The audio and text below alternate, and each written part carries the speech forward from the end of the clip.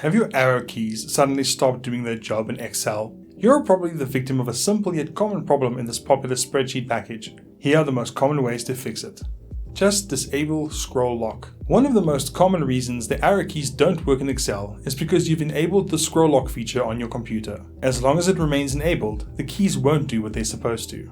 If you take a look at your keyboard, you'll find the light for the scroll lock button is on. This indicates that the lock is enabled, and you need to turn it off to fix the arrow keys. Simply press the scroll lock button on your keyboard and the lock will be disabled. If you're using a modern computer with an equally modern keyboard, you may notice that there's no scroll lock button on your keyboard. However, Windows has an on-screen keyboard available that still has these keys. Open the Start menu and search for and launch OnScreen Keyboard.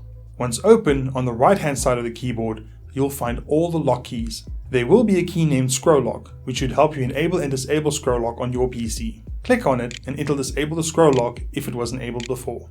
If Scroll Lock was not the reason your arrow keys didn't work, check out the article linked in the description for even more tips. See you next time.